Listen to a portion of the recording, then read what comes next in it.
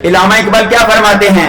زبان سے کہہ بھی دیا لا الہ تو کیا حاصل، زبان سے کہہ بھی دیا لا الہ تو کیا حاصل، دل و نگاہ جو مسلمان نہیں تو کچھ بھی نہیں۔ اگر ہم لا الہ کہہ لیں لیکن ہمارے دل میں توحید نہ ہو، اس لا الہ کا فائدہ نہیں۔ اگر ہم رسول محمد اور رسول اللہ کہہ دیں لیکن ہمارے دل میں رسول نہ اترے، اس رسالت کی گواہی کا فائدہ نہیں۔ اور اگر ہم علی بن ولی اللہ کہہ دیں لیکن ہمارے روح و جسم میں ولایت و امامت و علی ابن ابی طالب نہ اترے، اس ولایت و امامت کا فائدہ نہیں۔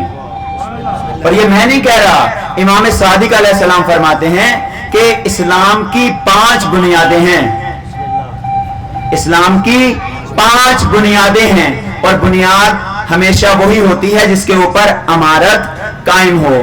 اگر کوئی امارت آپ نے قائم کرنی ہے تو اس کی بنیادیں ہونی چاہیے۔ اسلام کی بھی بنیادیں ہیں، ایمان کی بھی بنیادیں ہیں۔ امام صادق فرماتے ہیں اسلام کی 5 بنیادیں ہیں۔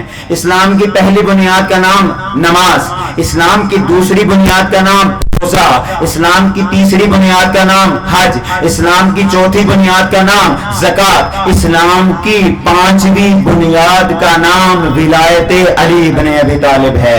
اگر نماز ادا کی، روزہ ادا کیا، اگر حج کیا، زکوٰۃ دی، لیکن ولایت علی ابن ابی طالب دل میں نہ ہوئے، خدا اس نماز کو بھی منہ پہ مارے گا، اس حج کو بھی منہ پہ مارے گا، اس زکوٰۃ کو بھی منہ پہ مارے گا۔